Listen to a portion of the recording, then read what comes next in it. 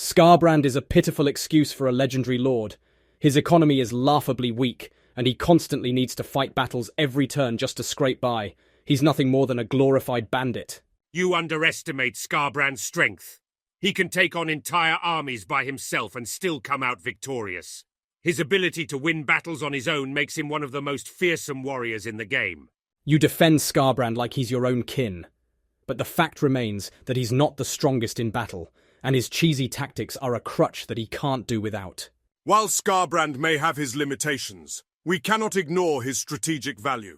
He may rely on money from winning battles, but he can also make use of the unique campaign mechanic that allows him to raise disposable armies. And though he may not be the strongest in battle, he has proven time and again that he can hold his own against virtually everyone. Disposable armies. That's nothing but a gimmick. And what happens if Skarbrand loses a battle? It's game over for him. Other campaigns have a safety net, but he has none. He's simply not worth the risk. Skarbrand's ability to fight multiple battles each turn more than makes up for his lack of safety net. And while he may rely on cheesy tactics, it's a small price to pay for his overwhelming strength on the battlefield. Like destroying an entire army without losing anything. But what about his weak economy? It's no secret that Skarbrand struggles to fund his campaigns. He can't recruit the best units for his faction since he's always on the move, which puts him at a disadvantage. Exactly my point. Skarbrand's limitations make him a liability. Other campaigns are far easier, and they have more room for error. Skarbrand is just too risky to play with. You both see Skarbrand's weaknesses as insurmountable obstacles, but I see them as challenges to be overcome. Skarbrand may not be for everyone, but for those who are willing to take the risk, he can be an incredibly rewarding campaign to play. Welcome everyone, Christine here with a discussion about Skarbrand. I'm sure people are going to be furiously typing on their keyboards about how I'm wrong and I don't know what I'm talking about when it comes down to him. That usually happens when you criticize anything in any video game that quite a few people like. It doesn't matter if you're right or wrong, you will certainly get the exact same responses from the exact same type of people. But I do ask that the open-minded of you do hear me out before you pass judgment on the subject of Skarbrand. I personally detest this overgrown lizard. I detest him because he just isn't well designed from my perspective as a campaign. Like when I think of Khorne, I was really excited to actually see the demons in action and actually play as them. And so far, pretty much every demonic campaign has been a significant disappointment. Then again, pretty much every legendary lord in Warhammer 3, with the exception of Boris Ursus and the Kafan factions, has a lot of issues, a lot of design issues, with the exception of course, the Champions of Chaos. But let's talk about Skarbrand. You might think, oh, he's really, really powerful in battle. But the question is, why he is so powerful in battle? It's basically exploiting the game. Now, Creative Assembly has spent a lot of time dealing with cavalry. The cavalry issue, the chariot issues. Chariots in Total War have always been in a problematic state, let's say. I remember people talking about the situation in Rome 1 where chariots would annihilate entire armies and auto-resolve, things along that level. And then we had the period where chariots, especially more recently in a Total War Saga Troy, where they were decimating entire armies. Then we had the period where cavalry was utterly useless in battles, and this affected Slaanesh when Warhammer 3 came out. So we've gone back and forth on this issue. Now, the current state of cavalry is a pretty decent one, and it certainly shouldn't be changed just because people can exploit a legendary lord during the course of a campaign by, one, using the AI stupidity against it, and two, just exploiting the game mechanics. But what am I talking about exploit? Okay, so in the game you have mass. Now, Skarbrand is a pretty big fellow, so he's obviously going to have a huge amount of mass. This is important because it means he can't be stuck in combat. He can escape a lot of situations that smaller legendary lords would find themselves stuck in, even though smaller lords would generally escape a lot of situations in battle. But because he's so huge, he has so much mass, he can't escape it. He can charge for units, go for units fairly easily when it comes to it. He'll still take damage, and he's a big target. I'm always reminded of that episode from Time Commanders when one of the historians they had on scene, he was talking about the Romans versus the Gauls, and he was talking about, like, oh, the Gauls would go into battle naked to intimidate their enemies. The Romans took the attitude, big man, big target, Just throw a javelin and obscure him because he's not wearing armor. That's kind of the mentality of Skarbrand over there, by the way. So, what makes it an exploit, his particular battle style? If you think his army is what's important in battles, no. If you think it's his melee stats, somewhat from a survival perspective, but not damage perspective.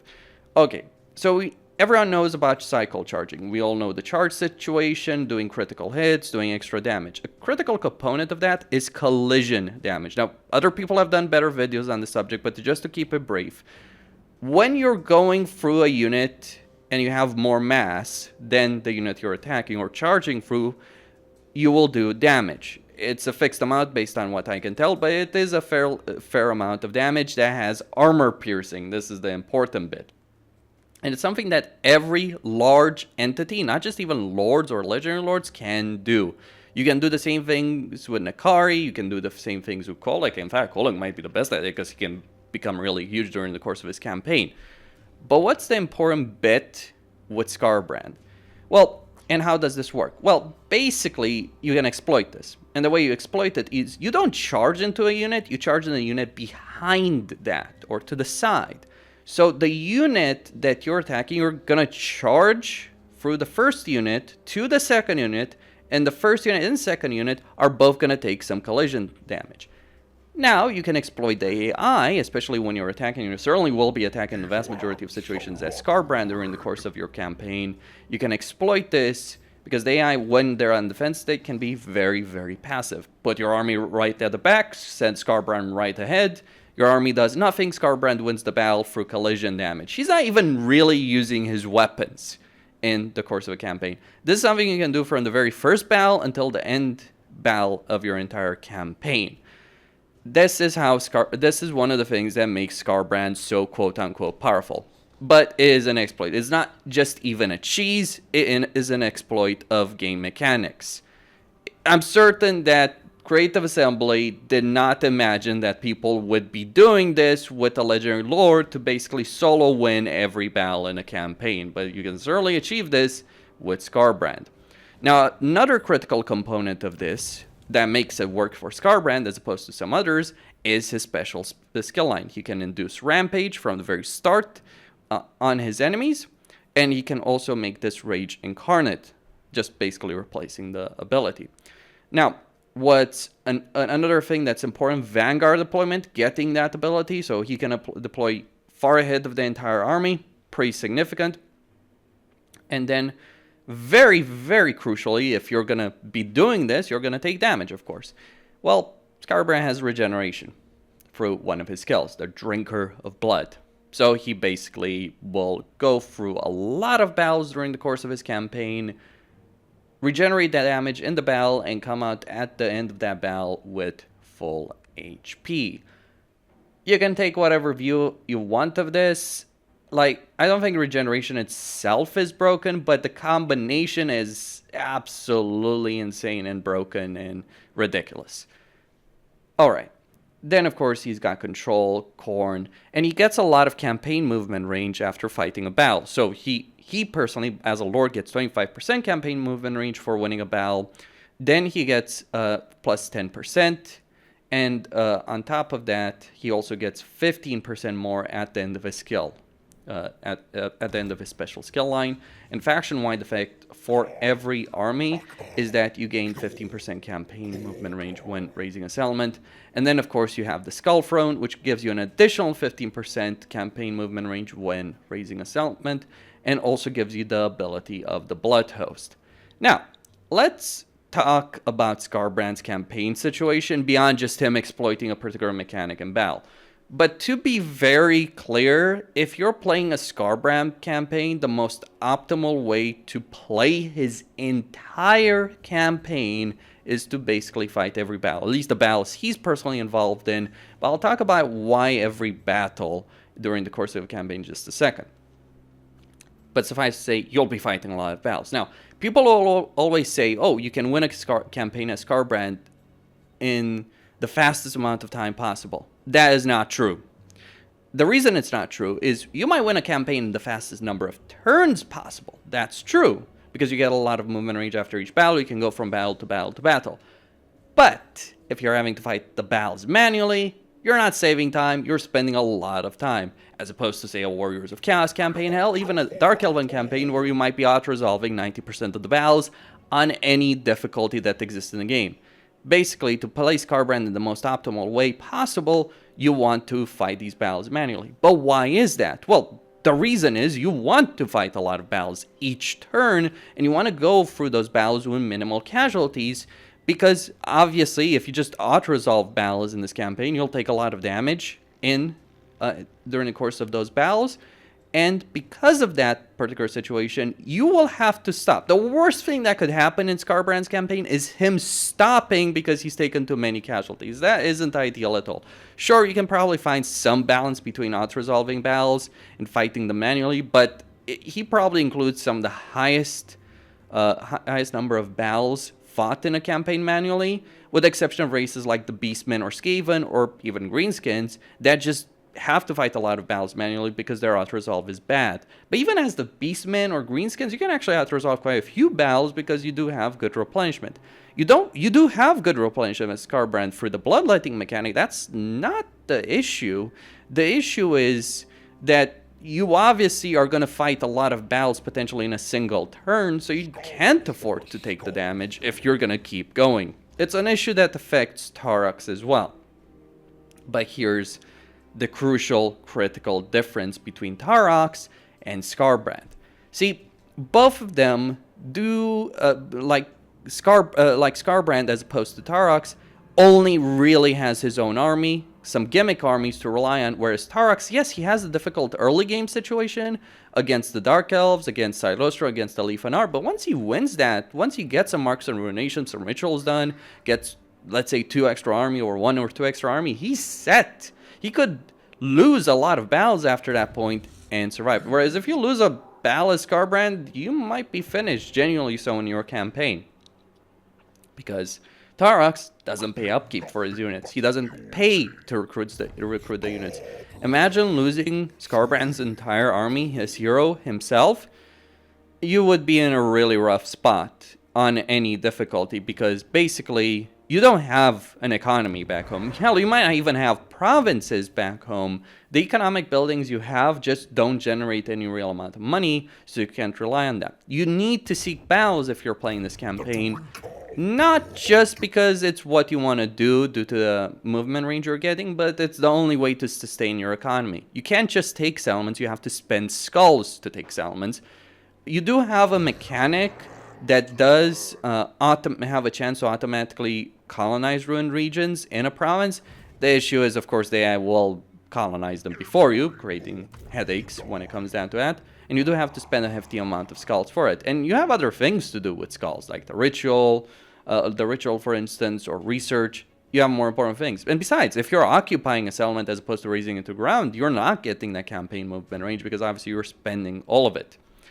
Now, being an aggressive expansionist or an aggressive campaign player is not a bad thing in any way, shape, or form, of course. In fact, I've said the exact opposite. Being aggressive and an expansionist is the best way to play the game.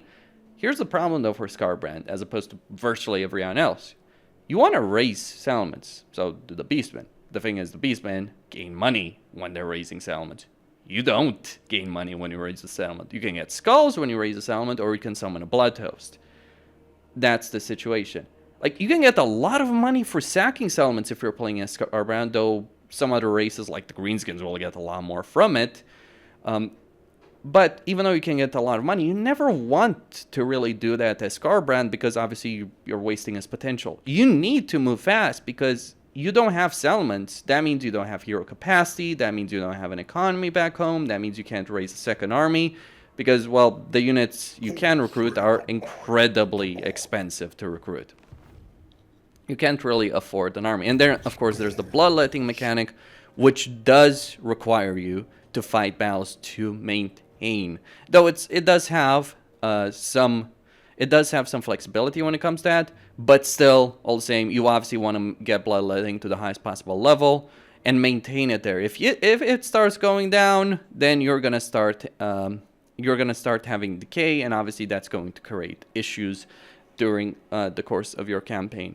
And you literally just run out of money because you don't have anything. So you have limited territory, limited hero capacity, limited ability of getting a second, let alone a third army. You want to know what makes a race and lord powerful? It's not just having a really powerful army, because Malice Darkblade exists, Archeon exists, they have powerful armies, but they have more than just their one powerful army. They have 10 powerful armies, 20 powerful armies for the course of their campaign.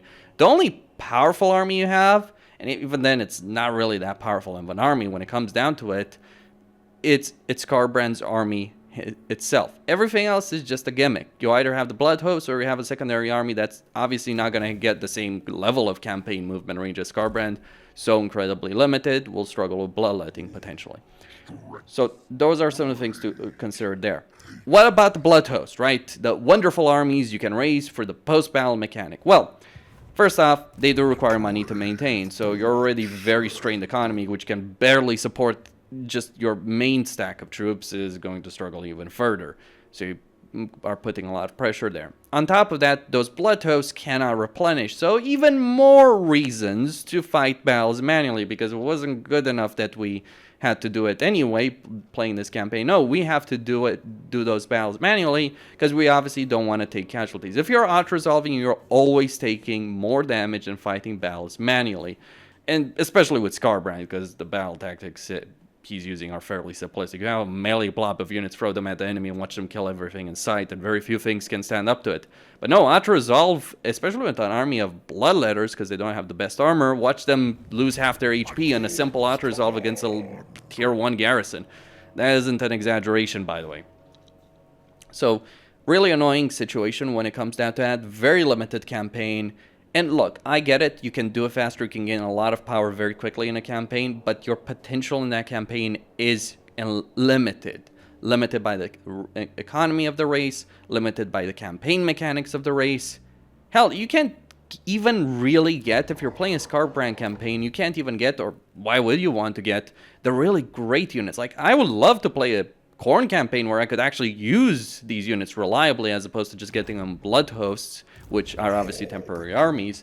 But no, you're not going to be running around the campaign map with proper armies with 10 stacks of troops, of bloodletters and demons. No, if you want to do that, play Be'lakor, because he can do that. Or Valkia, she can do that. Like, the proper Khorne experience is not found in this campaign.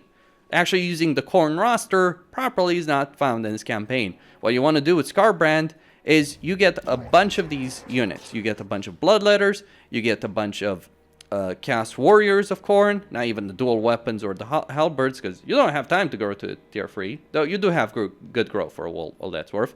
You get a couple of marauders, and you also get the cultist hero, and that's basically your army. The only army that you're running around in the campaign. You have no safety net. If you lose a battle with Skarbrand, it might as well be GG, throw the campaign out the window, and that's over. And my perspective on what makes a legendary lord powerful, or what makes a race powerful, or a faction powerful, is not if you're playing at the best of your level of your ability that you have a lot of power, because you can play as any race. And if you're playing perfectly, you can make Kugaf powerful. No one would argue Kugaf is a powerful legendary lord, though.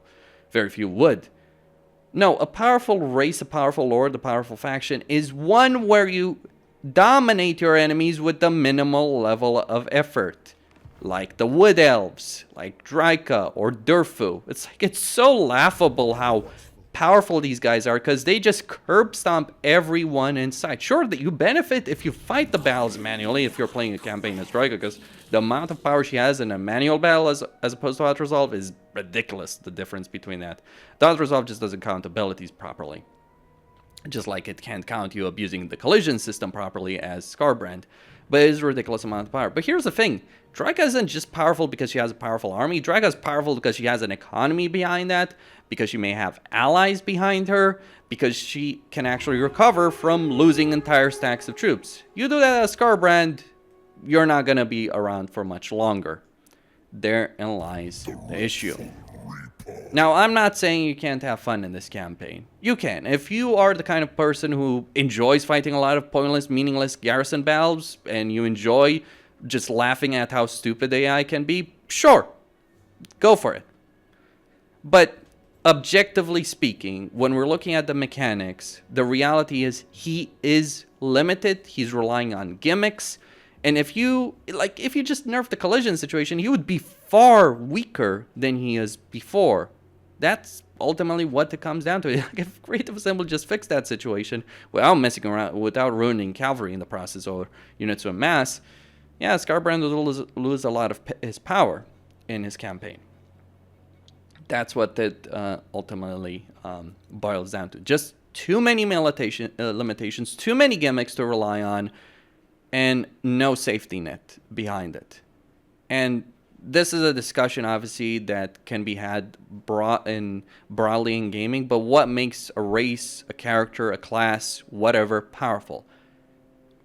It is one that's good even when you're playing badly or you're putting minimal effort. It's not one that's only good if you're pulling in a lot of effort.